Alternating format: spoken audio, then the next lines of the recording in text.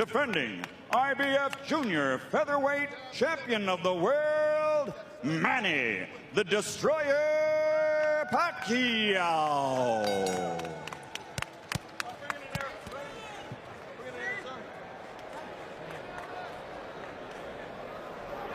Okay, gentlemen, 12 rounds for the championship. We went through the rules in the locker room. I want a good, clean fight. Protect yourself at all times. Punches here are okay. Punches right here at the top are okay. Any questions? No question. Touch gloves. Good luck. Here we go, Freddie. Bruce, Paul, you ready? Pacquiao trained by the veteran Freddie Roach, former protege of the great Eddie Futch, regarded by some as one of the very greatest of all modern trainers. Alias Julio, a part of the stable of Ricardo Maldonado, who sent many top fighters into the ring. Box.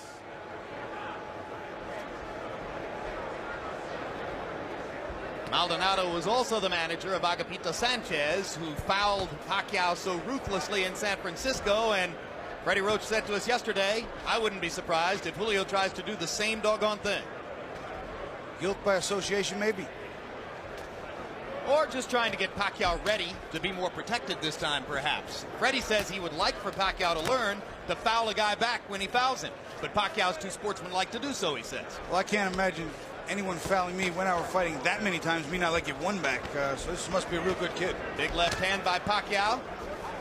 Julio stops him in his tracks there with a left hand counter. Both fighters using their jabs early, and I think Pacquiao has already gotten some of Julio's respect for his power. I think so. You can see that Julio has got a concerned look on his face. You can see a little bit of strain in his eyes when he gets hit with some of those punches. Pacquiao can punch. When you come up to 122 from 118 and you get Manny Pacquiao in your third fight in the division, you may be biting off something more than you can chew. But Julio has a lot of knowledge and a lot of craft. Oh, big left hand by Pacquiao. He got countered by a nice left hand counter by Julio.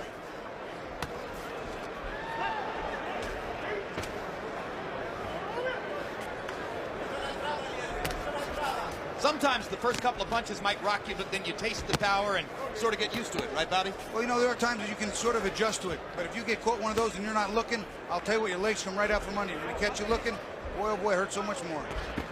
Pacquiao with a body shot after missing with the wild right hand. You can see what a big hitter Pacquiao wants to be. Throws every punch with aggressive intentions. Julio, a little bit more of a change-up artist, and holding his own now after a rough first minute. And one of the things, there's a beautiful straight left hand by Pacquiao, but one of the things that's helping Julio is that jab. It's all setting the combinations of Pacquiao. Put your heads. Put your heads. Pacquiao saying it was an elbow. Whoa, whoa, whoa. Keep him up. And there's a low blow. So already an elbow and a low blow from Julio making contact with Pacquiao, and that's exactly what Freddie Roach suggested he thought might be the case.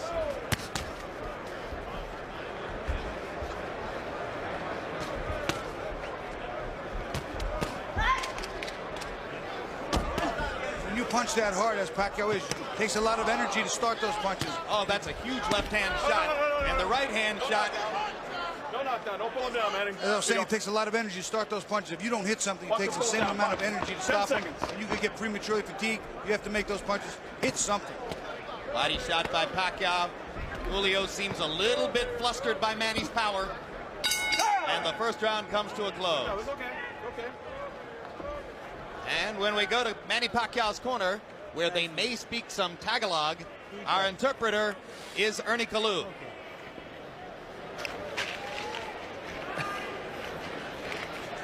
All right, rinse it out. Okay, Manny. Now here. I want you to use the jab a little bit more, okay? All right? You a little bit wide with your punches. Tell him not to pull his head down, okay? Yes, sir. All right? You're a little bit wide with your punches, okay? I want you to go behind the double jab. You hear me? Yeah. All right, that you gotta be smart. You know, make sure be first, okay? You hit him on the bottom, in the stomach. It hurts him. Come on, keep punching. You watch the combination. Pacquiao winds up throwing the left hand underneath, was very good. but then his arm winds up getting wrapped around his head. You see it right there, and he just pulls him down to the ground. Thus the call of no knockdown when Julio went to the canvas. Now round 2 begins. Another straight left hand by Pacquiao. And you heard Julio's corner saying, hit him in the belly. And down goes Julio. It was a perfect execution of what he was told in the corner. Double jab and throw the left hand. He did it, and look what we see. The kid listens. Hey, come to me. Bueno. Box. Freddie Roach told him to go in behind the double jab and followed him with the left hand. He did it twice in a row. In the second one, dropped Julio. This is some prospect, Bobby. To me, he's every bit as exciting as Prince Nassim Hamed. He really is. He can punch. He can take a punch. He's aggressive, and he loves to fight. Okay. Second knockdown of Julio. No 3 knockdown rule in effect. I think Julio's going to have trouble finishing this round. I really do. Julio trying to fight his way back. A little grabbing and holding might be the thing to do. Pacquiao's just getting ready to swing away again. And Bill Clancy's seen enough. Devastating second round TKO for Manny Pacquiao. What a comeback from the misfortune of San Francisco. Very, very impressive against a fighter who is not that easy to beat. It's not easy to dominate. That I can tell you. I think the most impressive thing was exactly what you pointed out. Freddie Roach calmly said, double jab and then follow with the left hand. He did it. He did it in the first 10 seconds to hit him good, followed up with it and dropped him, and that was the beginning of the end for Julio. This is for your family. The whole world, son. This is for your family. Thank you, Lord. Mabuhay Pilipinas! Thank you, Lord. Pacquiao feeling as though a great weight has been lifted from his shoulders. He was so disappointed by the technical draw in San Francisco. How one of the judges there had scored the fight with Sanchez in front remains an enduring small mystery of our sport. But all of that erased now as he blows away a good veteran fighter in Jorge Eliezer Julio. That's what we call going back to your corner, getting the advice, and making the adjustments instantly. He made the necessary adjustments. He came out and literally blew Julio out of there. He's dominant at 122.